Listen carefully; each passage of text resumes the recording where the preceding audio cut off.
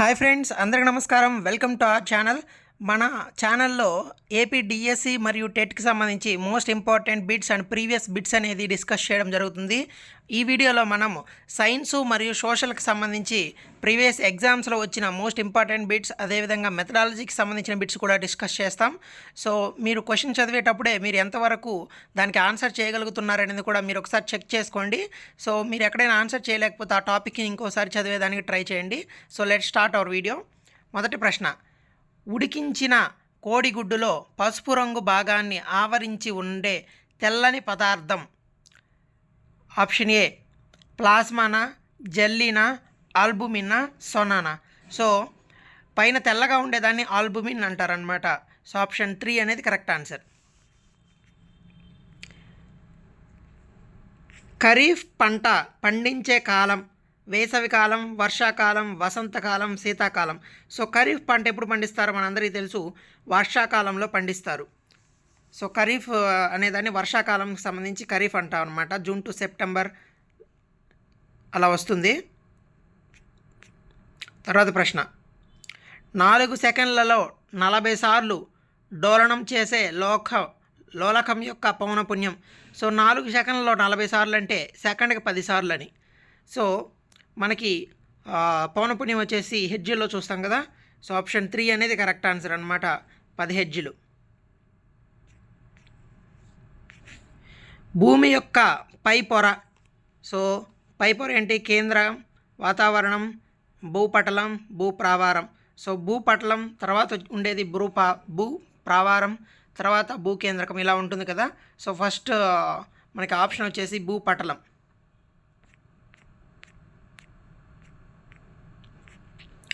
ఊపిరితిత్తులు మరియు చర్మం ద్వారా కూడా శ్వాసించే జీవి మానవుడు, కప్ప, కుక్క, వానపాము. సో ఇది మనము చాలా ఇంపార్టెంట్, అదేవిధంగా అందరికీ తెలిసిన బిట్టు కప్ప.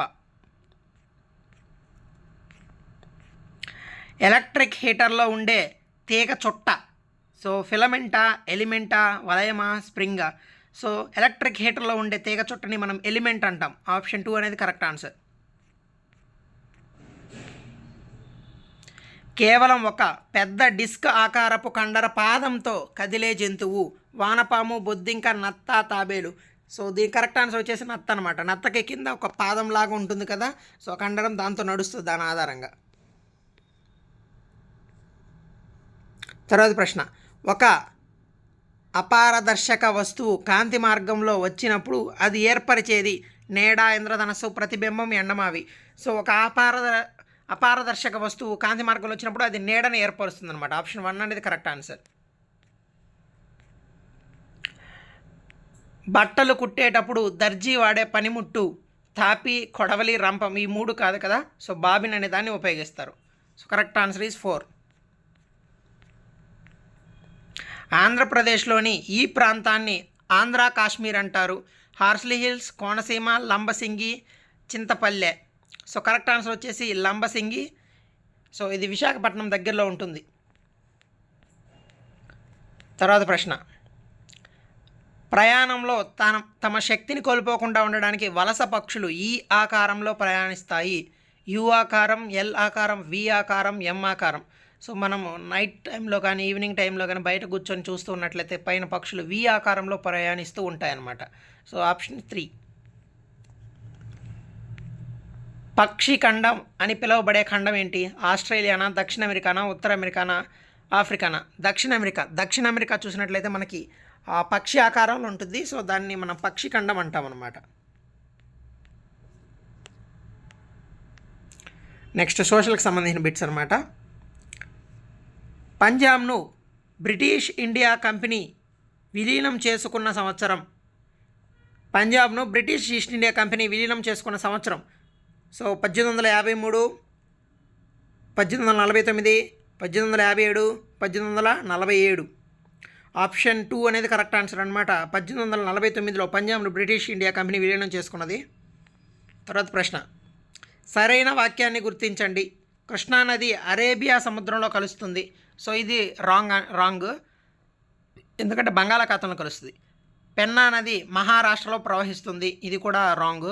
తర్వాత కావేరీ నది పశ్చిమ బెంగాల్లో ప్రవహిస్తుంది, ఇది కూడా తప్పు. గంగా నది హిమాలయాలలో జన్మిస్తుంది, ఇది కరెక్ట్ అనమాట. సో ఆప్షన్ 4 అనేది కరెక్ట్.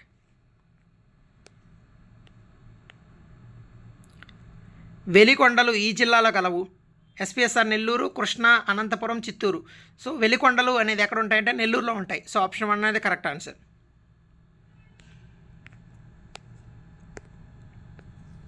తర్వాత ప్రశ్న, నాగార్జున సాగర్ డ్యామ్ యొక్క ఎడమ కాలువని, దాని పేరు జవహర్లాల్ కాలువ, వల్లభాయ్ కాలువ, గాంధీ కాలువ, లాల్ బహదూర్ శాస్త్రి కాలువ.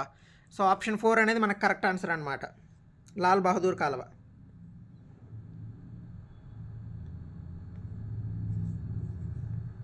వీరి యొక్క సాంఘిక ఆర్థిక విద్యా స్థాయిలను జస్టిస్ రాజిందర్ సచార్ కమిటీ పరిశీలించింది.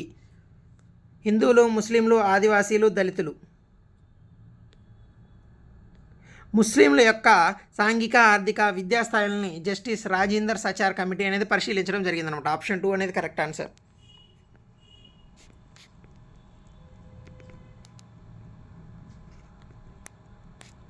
రవాణా వాహనాలు నడపడానికి కావాల్సిన కనీస వయస్సు 18 సంవత్సరాలు, 21 సంవత్సరాలు, 24 సంవత్సరాలు, 25 సంవత్సరాలు.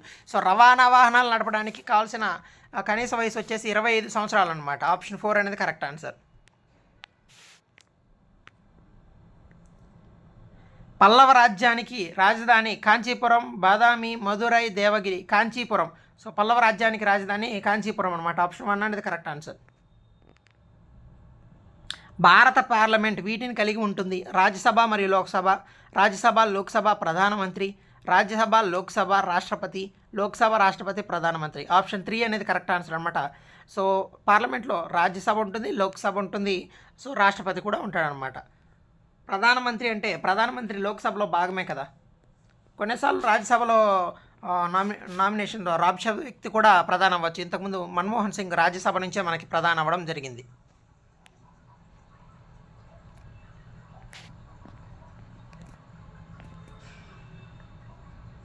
భారతదేశంలో రోడ్డు భద్రతా వారోత్సవాలు ప్రతి సంవత్సరం ఈ నెలలో నిర్వహిస్తారు: జనవరి, మార్చి, మే, ఆగస్ట్.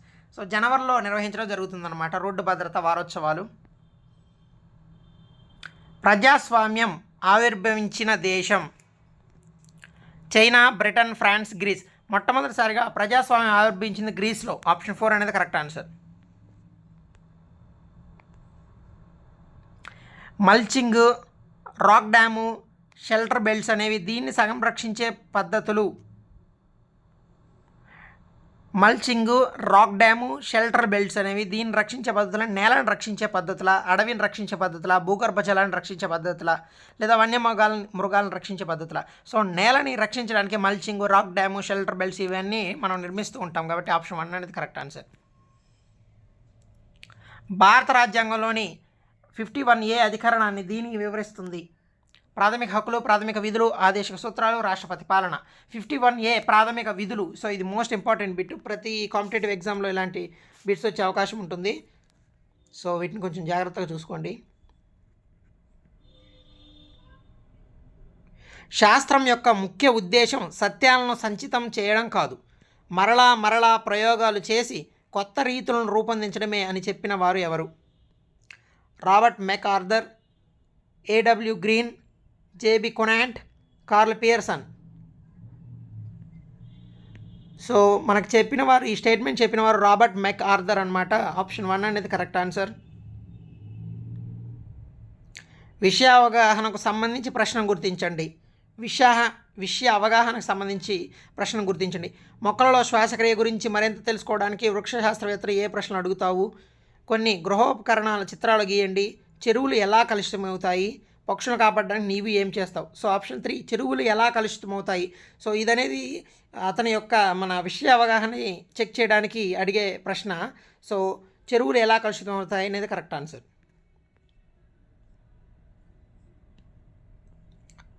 జ్ఞానాన్ని పాఠశాల వెలుపలి జీవితానికి అనుసంధానించాలి అని నిర్దేశించిన వారెవరు? Karl Pearson, Kiesler, NCF 2005, NPE 1986. So జ్ఞానాన్ని పాఠశాల వెలుపల జీవితానికి అనుసంధానించాలని చెప్పింది NCF 2005 అనమాట, నేషనల్ కరికులం ఫ్రేమ్వర్క్.